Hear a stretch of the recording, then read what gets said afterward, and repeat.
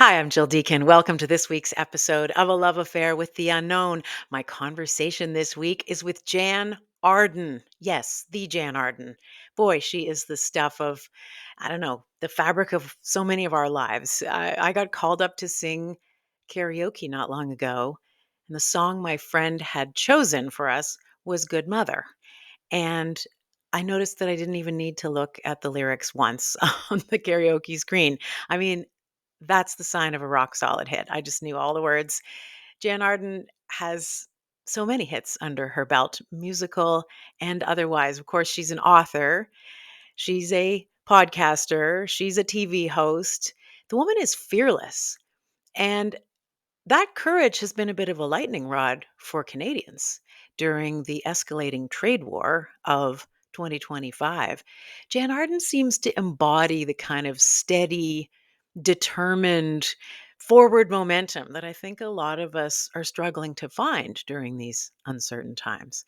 She has just finished work on her next book. She is in the middle of touring her new cover album called Mixtape, feeling clear eyed and confident about the unknowns ahead. I just loved this conversation with Jann Arden. Hello, Jann Arden. This is me. It's lovely to see Hello. you. Hello, hello, Jann Arden on the line, ladies and gentlemen. And there she is. It's lovely to have you on the podcast. Thank you for being a part of this love affair with the unknown. So many unknowns in our world right now. Feels like we'll have a lot to talk about. How are you doing? I have nothing to complain about. I'm getting over a little bit of a cold, but everyone in the world has a cold. And yeah, that's just part of flying in planes and shaking people's hands, and Hmm. but it's all good. I feel very fortunate. I don't have walking pneumonia. If everyone says to me, "Do you have walking pneumonia?" I'm like, "No, I don't have walking pneumonia." You posted on Instagram in early March in response to this, escalating tensions, trade war, existential set of unknowns that Canadians are all feeling right now. You posted, a powerful, beautiful tribute, I guess, to just in words to your sense of being Canadian, being of this land, and being appreciative of everything that your life in Canada has afforded you. What can you take me to the moment when you decided to do that? Like, what were you feeling I that made you wish I post had something big to tell you about it. It's seemingly insignificant to me now. I write usually in the mornings. That probably took me 20 minutes, but it really wasn't in response to anything except my own inner voice just going, this is what my experience has been. I can't even exactly remember what I wrote, but I wrote a little bit about growing up and feeling like a free range kid, and my parents that? worked hard, and um, but it was just, I'm so kind of shocked about this post. I don't even know what to tell you. It was a very, How much response it got, you mean? yeah, I think it was viewed almost 5 million times or something. And Well, yeah, I'll tell you one part that you wrote that I wanted to ask you about specifically. You said, all my words are because of Canada. All my songs, my art, my musings, my creations are because of this strong and fierce and free land. Any courage I have is Canadian. I get a lump in my throat even reading that.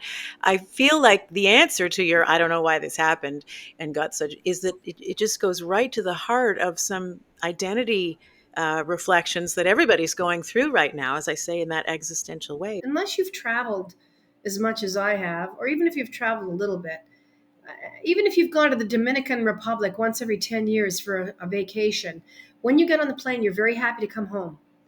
You're always happy to come home from wherever you are. And I've traveled all over the world, I've traveled all over the world, and I'm always so grateful to be in the plane, wheels off the ground, heading back to Canada.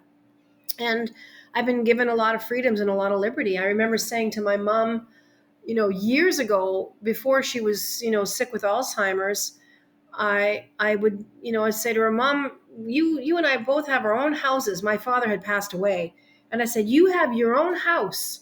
And I said, "I have my own house. We don't have men that we have to drag to the bank to withdraw money or buy eggs or sell a car." I'm just making shit up at this point, but We have a house, and mom would say, well, isn't that something? And I'd say, it really is something.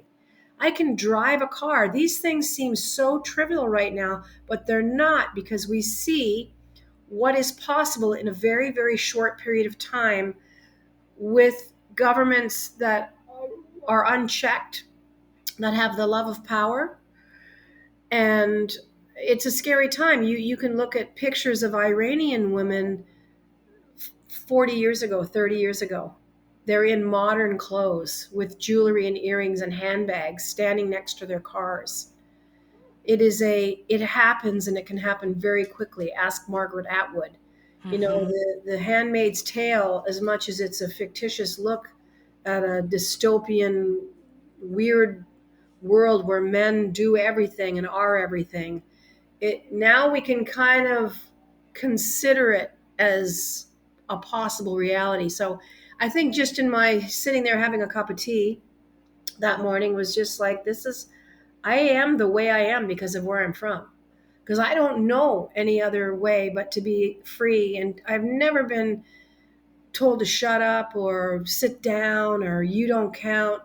I have a, I have the kind of personality that I don't take no for an answer. And as I'm getting older, that's getting louder and more positive. I'm not worried about what you think about me, and I'm going to drop dead at some point. So I'm going to drop dead, yelling and screaming and fighting for what's right.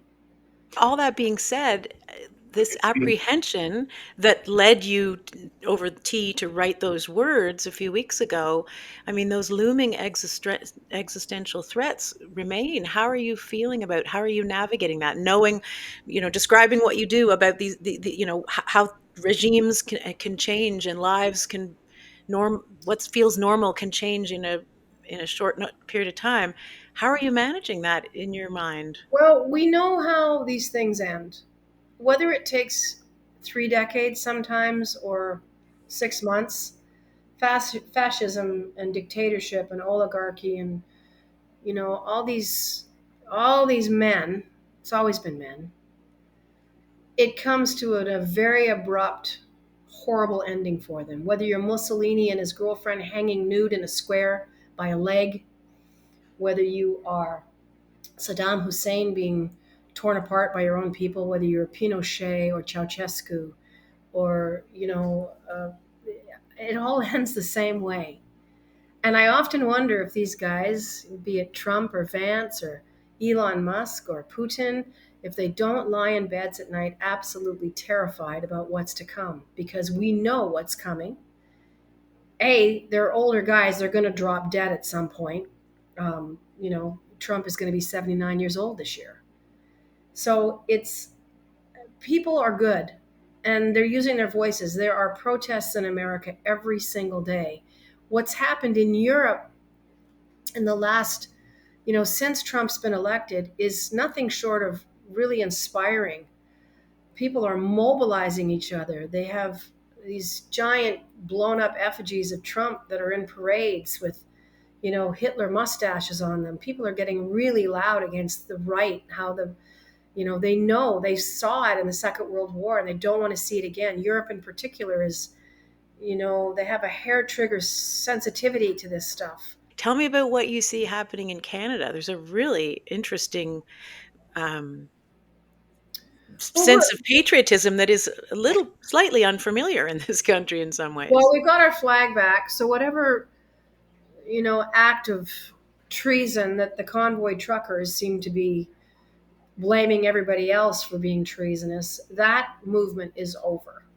I don't think it'll ever get any air time whatsoever. I think it's done.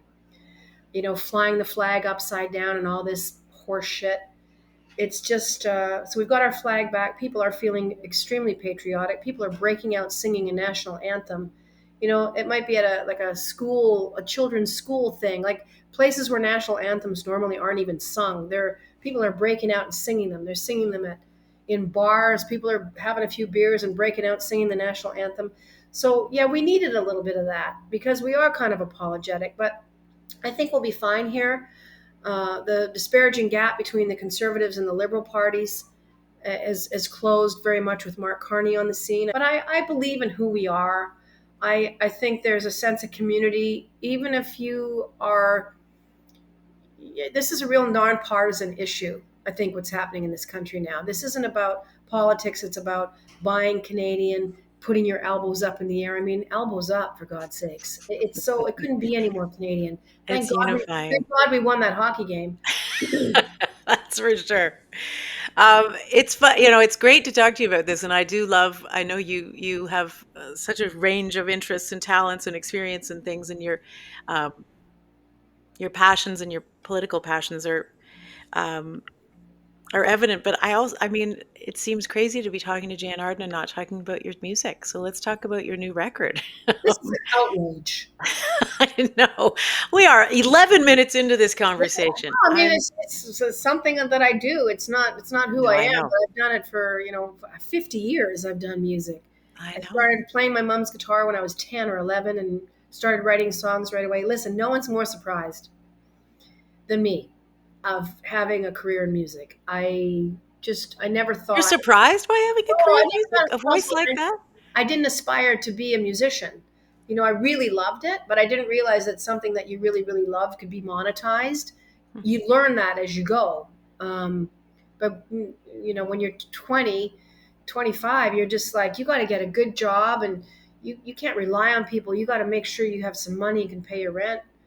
But I just got lucky. One thing literally led to the other. It's a thousand seemingly insignificant moments. And I've just been doing this, whether it's in bars or busking on street corners or whatever it is that I've done. I've managed to stay in a place where I can appeal to my fan base, and they've been incredible, and go out and work live and do shows, and still for the most part enjoy it. Like, I don't love being on the road, and I don't love being on the stage, and I know that I don't mean that to sound ungrateful, because I'm not at all, but it's just not my life. My life is with my dog in the trees and reading books and having my friends over. When I'm ripped away from that, I also have to make a living and have a job. And it just seems like a really good job to have. But Hmm. I've definitely changed how I feel about it over the last 30 years. It's very different. But I'm getting older. I'm just getting older. That's interesting that you don't because I mean, I saw I remember the first time I saw you performing was at Club Soda in Montreal. Oh my God. And you probably don't remember that show, certainly not as well as I do. I I actually do. I do lived. remember Club Soda Show. Do Absolutely. you?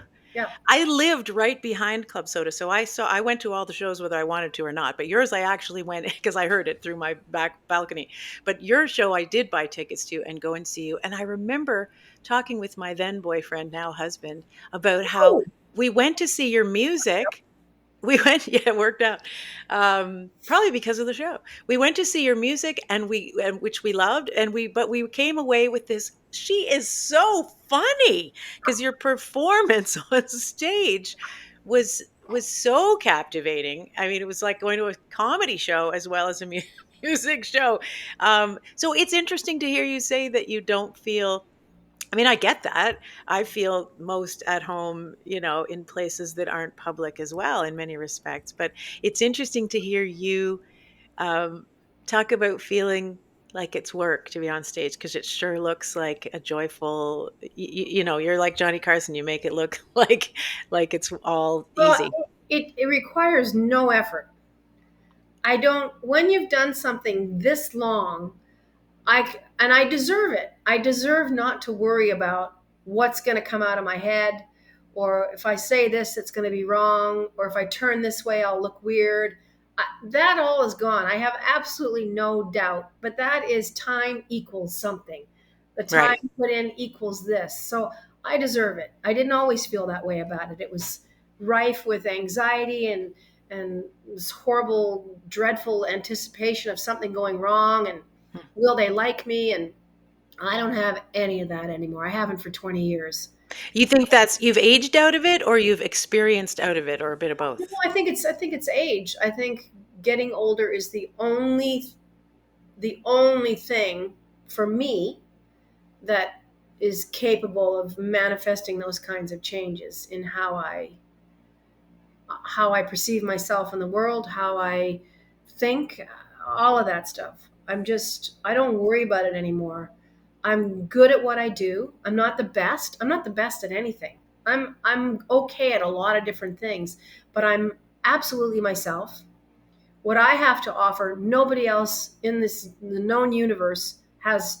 No one does what I do. Only me. And that's every artist. That's every person walking the planet. But I finally, that got through my head. And my mother would always say, "There's only one of you, and you can make money being you." She would tell me that, and it wouldn't. Anyway, it's a blessing just to walk out. I'm as cool as a cucumber. My heart rate is 60 beats a minute, and I just start singing, and I like having people laugh. I don't know what I prefer more, is having them laugh in between songs, or having people slump down in a chair, listening to something, because both of those things are equally me, and they're actually the same feeling. The slumping in the chair and the laughing is the same.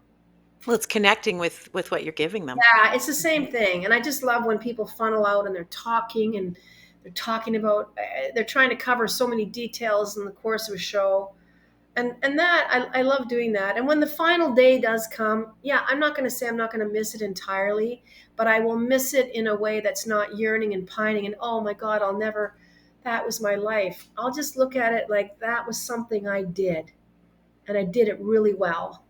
And now I get to move on to other things that I'm going to do well, whether that's learning how to, I don't know, crochet. I don't know. I want to do all the weird things. My mom used to do liquid embroidery, which killed me. I said, "Mom, it's kind of Liquid painting. embroidery? Look it Yeah. up." Okay, yep, mhm.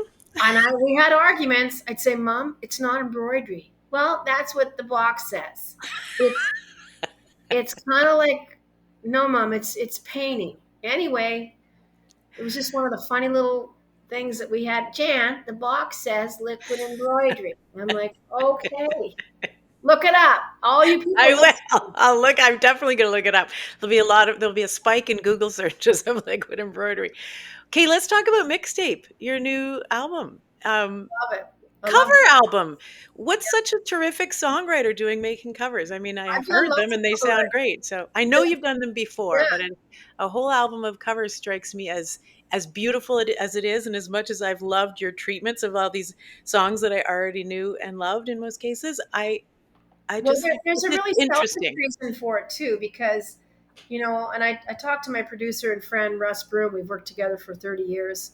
I'm singing really well at this time in my life, probably better than I ever have in my career.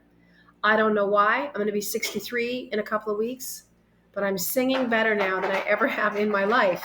I'm sure I'm going to go over the mountain at some point, but it's just one of those sweet spots. And I wanted to, for my own personal satisfaction, record it in a way that was, when I sing my own songs, it's one thing, but I write in a very particular way for myself. I writing is like wearing shoes. Tom Waits said, "Doesn't matter how many pairs of shoes you wear, you're going to wear them out in the same place." Well, songwriting's that way too. It doesn't matter how I approach it, I'm going to write the same way. That's just how it's in my head. So doing cover tunes, it gets me into a whole other Hmm. realm. And so I could challenge myself in every possible way. We spent an inordinate amount of time choosing tempos, choosing the keys, making sure that the instrumentation was exactly what we wanted it to be. And I just picked really challenging songs that are a tidal wave to sing. Actually, I jotted down that I wanted to ask you. You have a video. It's on YouTube. I saw a video of you and a guitar player, an acoustic version of "Show Me Love," which is Yeah. one of the songs on the album. And damn you, Jan Arden, your voice, it's like, does it, and I was going to ask you if it takes so much work Not as no we get older to have to sing like that. I mean, it, it's almost not fair, woman. Like, it just comes out, and I was like, is it my imagination, or does Jan Arden sound better now than she did before? And you've always had this beloved voice, but what is happening? no, I think I don't even sound the way I sounded 30 years ago. If you listen to some, I kind of sound like, but I sound like a very baby version of myself. I mean, I listened to demos that I did when I was 20, and I'm just like, I can't even believe that's me. I cannot even believe that's me singing. So it's just getting older. Um, Because not every woman's voice, or no, men's, but especially women's I, voices, age well. well, I think it's looking after yourself too. I mean, I have been very fortunate health wise. I don't drink, I don't smoke, I don't even drink coffee. I'm vegan. Like, there's nothing left for me to give up except maybe this Cove soda, which I really love, but it's all natural. Thank you, Cove. But yeah, but I don't know how long it will last. I look at someone like Cher. I just saw her sing on the Saturday Night Live 50th anniversary Hmm. special. Saw this backstage footage of her on social media. She's singing for real. She's not. She's close to 80 years old, and I was just like, the way she looks. She's wearing the same outfits with her torso. She defies, and I just. But anyhow, I don't think I'll be singing at 78. I think I'll be well into the liquid embroidery The at that liquid time. embroidery, But You'll call those the liquid embroidery years. Yep. I just I look after myself, and it is easy. It's effortless. Russ and I will do 3, 4 passes of each song, and then we do a comp of the vocal, just so we have some choices in phrasing. But it's so easy. It's easy right now, and I just feel very lucky. When I have a cold, I mean, I had to cancel a couple of shows in December. I've canceled 5 shows in 35 years, so it was Mhm. very difficult. But I got one of those colds, and I physically couldn't talk, never mind sing. So anyway, the mixtape record, I wanted to record my voice at this juncture, singing these songs. I mean, I've written a whole bunch of original tunes. I'll probably maybe think about doing that 2027. Right now, I'm trying to finish up my second novel, which I hand in the end of May. And but I'm home in the trees, and I just like doing stuff. I'm not married. I don't have children. I don't want to be in a relationship. I'm extremely elated to be exactly where I am. I don't have to share anything. I'm so incredibly selfish. I don't even know what to tell you. My time is my own. I eat when I want. I sleep when I want. I travel when I want. So you may not be able to break down how are able to feel that way, but you realize how many people want to have that sense of acceptance of where they're at, not just acceptance, but joy and elation, as you describe it, like the trust in the decisions that they're making right now are the right ones, and the place that they are is a beautiful place to be. Like, that's something that a lot of people struggle with. And anxieties about the bigger world around us can kind of only exacerbate that. What do you think is your the recipe for being so comfortable in your own skin, for lack of a to use an overworked phrase? It's a big question. I don't know. I was in relationships for almost 40 years, off and on, in one, out of the other, and I ended a relationship almost 10 years ago, and I just thought, that's it. And I knew it at the time. I went, I'm done. I just can't take, and it's my fault. I'm not easy to be with. And I know that. I accept all responsibility. I am the lowest common denominator in the 4 major relationships that I've had in my life. And I want things on my own terms. I'm selfish. I'm just not built for it. I'm not built for it.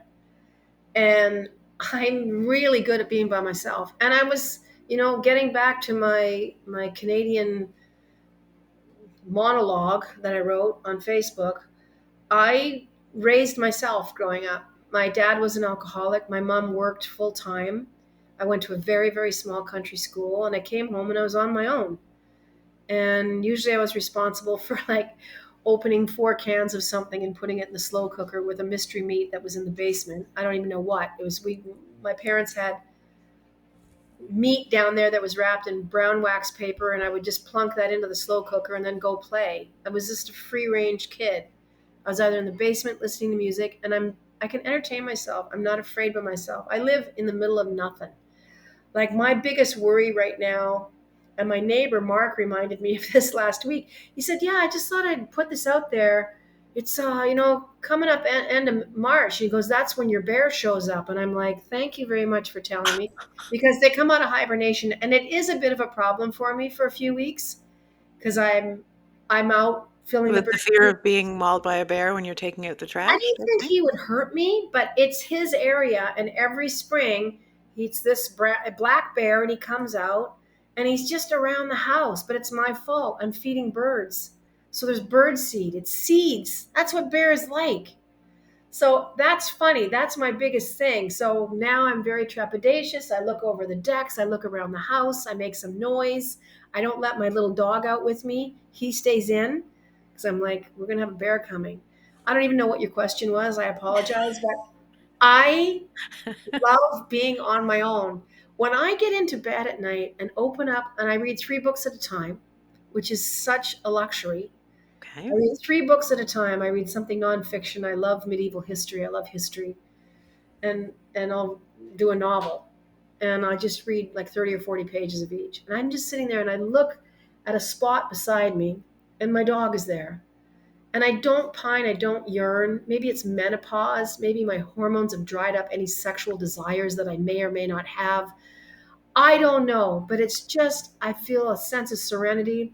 My dear friend Nigel, he's like, why don't you pop over in a few weeks to England? And I'm thinking, I will. And I was looking at flights the other day, but I can do that. That's where I'm at in my life. And I can't believe it myself. I can actually go look and buy myself a ticket and fly over to England and stay there for a week with him Hmm. and hang out. And I suppose I could take a lover if I wanted to. I don't want one. I don't want one. I've almost had like a, I don't know.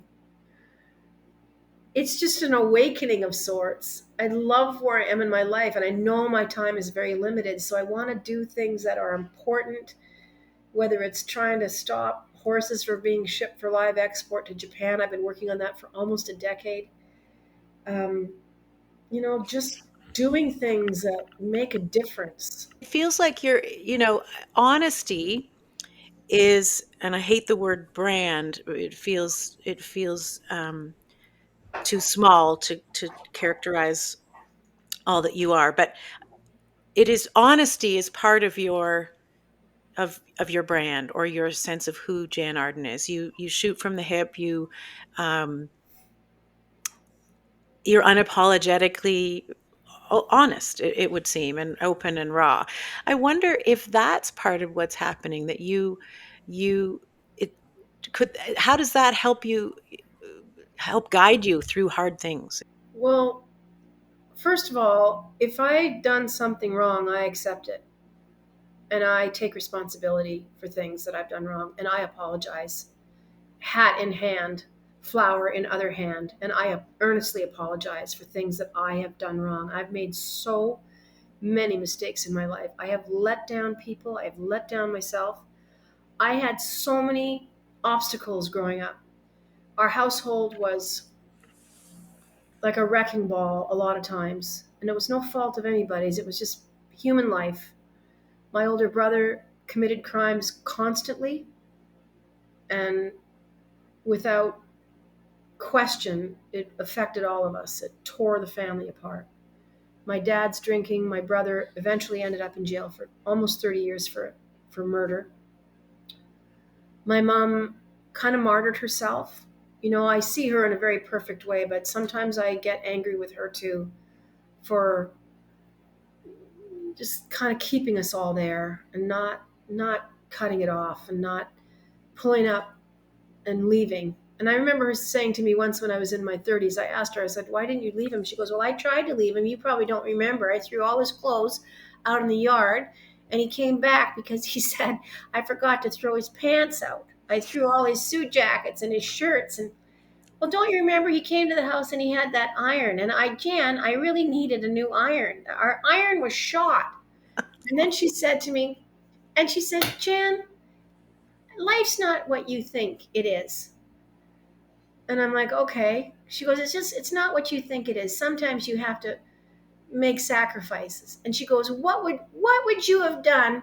Where would you have shot your gun? She said to me. And I had a 22 rifle, that my dad gave me when I was like 13 years old. It was a huge fight. My mom said she shouldn't have a rifle, and nor should I have had a rifle. Like, we shot cans and shit off the fence, and we shot gophers and we shot magpies. I'm mortified about it. I hate thinking about it. But I hung out with these two guys that were also 13, and we had no reverence for life. Anyway, that's a whole other story. But my mom and my dad did not remove my obstacles. I had obstacles. They didn't save me. They didn't pay my parking tickets. They didn't save me at school. They didn't save me. My mom said, "You have to save yourself." Hmm. And she said, "Jan, I'm not your friend. I am your mother." And I remember being 15 and just being like, "Oh, that is so horrible." And I think about that now and I'm like, thank God she was my mother and not my friend. I don't want my mother to be my pal.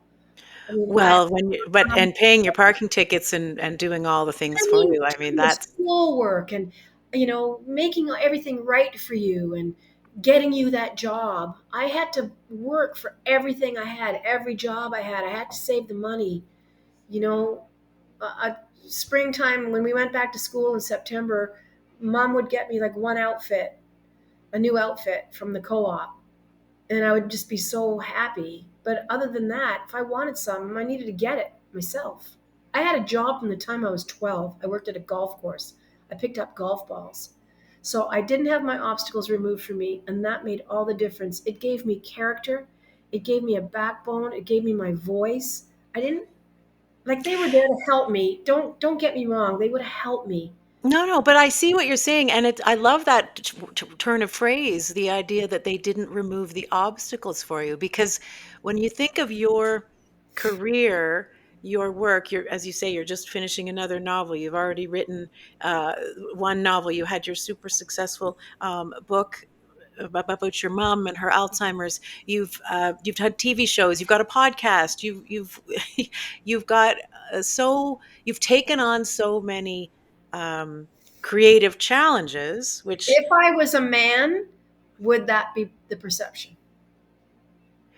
I think it would because I mean I'm not saying, oh, Jan, isn't it incredible that you know pulled these things off. I'm more interested in the idea that a lot of people feel intimidated by obstacles in front of them, and whether it's something new, something unknown, something they don't quite know how to navigate, they see the obstacles and not the path.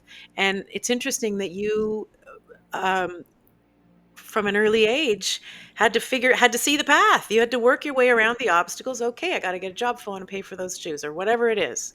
And I can't help but think that that must have created wiring in your brain that allows you to, that's not an obstacle, it's just something I haven't done yet, I'm going to figure it out. Yeah, very much so.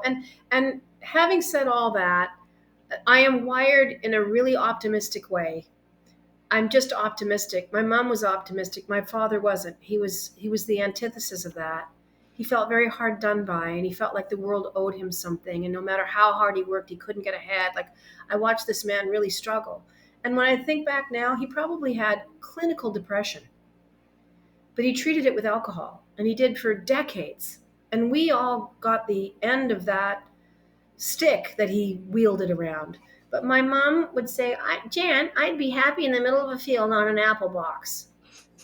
And she just was this person. She always said the funniest things. And I appreciated it more and more as I got older. But I generally am genetically optimistic. I don't stay down for long. So I have that, and I've always had that going for me. And I feel for people that their brains don't work that way. My brain says, why not? My brain says, go do it. Doesn't matter if your leg comes off. Yeah, You'll figure it out. I'm just wired that way. So that's an advantage. And that's genetics. That's my mom and dad's magic, whatever they did. I'm just wired that way. And I feel for people that just their whatever's floating around in their brains, it doesn't allow them to have that. And to that take took me a risks long and to time to figure out too. It's just how I am. I know that in your memoir, If I Knew Then, um, part of the subtitle is finding wisdom in failure, and I always think that's so interesting because I think we sort of generally know there is wisdom in failure, and yet so many people, even optimists, I think, can resist failure. It doesn't bother me at all. Failure doesn't bother you. It doesn't bother me at all. Yeah, I don't take it personally. Oh my God. Like I'm failing really big right now as we speak in real time. I've been working on another television show for 3 years with my friend Leah Gautier. And we're not getting to where we want to get. And we may not. And it's been a lot of work. And time, money, all those things. All it does is like, well, let's do another idea for a TV show. It just doesn't bother me. So, and we've learned a lot. We've had a lot of laughs. We met great people. I met some more people on this web of, television and film, and so different from music. So it sounds like you're, and again, you might say that you don't do this consciously, that it's just your genetic wiring, but it sounds like your strategy or your operating system is to lean into uncertainties around new things, try them, no fear of failure. And if failure does come, you focus on the, oh, but at least I met that neat person, or you focus on the positives that have happened in it and continue to soldier forward. That sounds like a pretty good recipe to aspire to. Anyway, it's easier Well, said than done. well, sure. I mean, it's the journey. It's not the destination. These cliches are cliches for a For reason, a reason. I know. because it really is. I've had a blast. I've loved working with Leah. Our scripts are really solid. We got such good feedback. But, it's just not the climate for what we were proposing. And, maybe I mean, we had a meeting like 3.5 weeks ago that was, still positive and still kind of, but it's not going the way that I thought. Hmm. And, but that's okay. Like I lay in bed at night and I'm just like, I can hear my dog sleeping, which is always so insulting. I mean, he falls asleep in 5 seconds and then he farts. He's a 7 pound dog. And I'm like, oh my God, I don't need to be laying beside anyone. I've got 7 pounds of whatever this Of is. loud I snoring. will literally lie there and I'll finally have to put on a podcast or something to stop my mind, my creative mind, from wheeling out there. I'm like, oh no, you're getting way too far out there. And on top of that, I'm a happy person, whatever that means. And happiness isn't running down a beach in slow motion with a beer. My happiness is absolutely from sobriety because I was just as bad a drinker as my father was. But you never want to admit those things. But I mean, that was a long time ago that I drank. And I'm just very serene. I I really enjoy my friends, and I love my life. And if I'm not afraid of dying. That's another brick in the wall. I've thought about dying my whole life in a very constructive, real sense. I had a pacemaker inserted when I was 20. I had some heart things. I don't have it anymore. They took it out 17 years later. It just, science got better, medication got better. That's a whole other story, too. But I really thought about that at 20. What does this look like? And what does the end of my life look like? And I am not afraid of dying at all. And nor was my mother. She'd say to me, Jan, your your soul is your pilot and your body's your spaceship. Like, this is when she had Alzheimer's. And I would be sitting at the kitchen table. Your soul is your pilot, your body's your spaceship. She goes, you cannot bring your body where we're going. You can't. It wouldn't. You can't bring it into space. And I'm like, you're absolutely fucking right. You cannot. You can't. And I'd say to her, you worry about that? Why would I worry about dying? Jan, I'm not even going to know because I'll still be alive and still going. And I'll think, well, what happened? She goes, that's the last thing you ever need to worry about. And don't be like your dad. Look at what it's done to his life. Mm. I'm like, and I'm just not. That frees you up to do a lot of things, to say things. Like Twitter's my bitch. People are like, how do you take the vitriol? I'm like, are you kidding me? I don't give a shit what those incels have to say to me at all. These nameless, faceless little whoever's that are will never have my courage if they live 10 lifetimes. They Mm. know it, I know it, and so I will fire back. I don't care. I don't lose. I have never lost a moment of my life or my energy on any of this stuff. And nobody listening to this podcast should either. Don't let it steal your time. They're just unimportant people. And they know it. They already know it. They're already doomed. Let them, as Mel Robbins would As say. Mel Robinson and the poet she got that from says. Yes. Your mom and her Alzheimer's, and you wrote about that so beautifully um, in your book. But that Alzheimer's has got to be the of all the, pardon the pun, the mother of all uncertainties. And I wonder, just to sort of last question, last thought is, I know you've benefited so much from all that your mom gave you and showed you and didn't do for you and did do for you. But what did you learn, I guess, going through the harrowing experience that I've not personally had, but of watching someone you love um, go through Alzheimer's?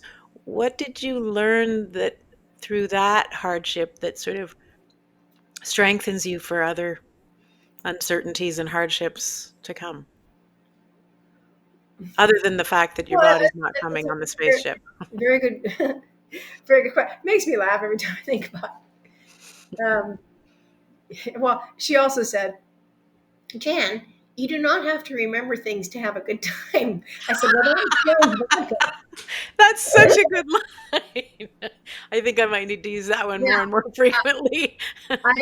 Alzheimer's is the worst thing that has ever happened to me. Aside from my brother being in jail for 30 years, I it was awful. It was just awful. And then it got funny. And then I learned. And then I adapted. And then I got on my feet again. And then all of a sudden I was taller because I had to accept failure. It was the one time in my life I wasn't too keen on failure because I thought I could beat it. I don't know. I just failed. And it was so hard watching both my parents go to a place I couldn't go. And I'm so competitive. Like, I'm a competitive person, whether I want to admit that or not. I am. You have to be, to a certain extent. You have to want to win, whatever that means. And winning doesn't always mean coming in first. But anyway, it was the worst thing that ever happened to me and the best thing that ever happened to me because I did learn. I finally learned. I learned how to ask for help. I was terrible at asking people to help me. Hmm. I asked my friends, I'm just like, you got to help me put my mom to bed. This is before I had people coming to the house. And, you know, my mom was mean with me. Like, it was so weird. People often say to me, and I know we need to wrap this up, they're like, interviewers, journalists will ask me, so, Jan, are you worried about getting Alzheimer's? You know, you lost your grandmother, your father, your mother. And I'm like, am I worried about getting Alzheimer's? No, I'm not worried about getting Alzheimer's, but you should worry about me getting Alzheimer's because I'm not going to fucking know. I'm going to know for about 3 months and then I'm going to be off running. You're going to be wiping my ass and getting me some kind of apple square and a cup of tea. Well, good luck with me because I'm going to be a piece of goddamn work. And don't forget to shave my chin because I got some shit going on there. I'll leave notes. Must shave Jan's chin. I'll try and get electrolysis before I get there, but it doesn't matter because it's all going to be okay in the end. And I'm not a religious person, but I believe in magic. And I know my mother's out there, and I know my dogs are out there, and I'm going to go wherever they're going. And I just know it. I know this is not my first time around the horn. Every time I write a song, I'm like, because I have nothing to do with it. I don't read music. I have no understanding of music.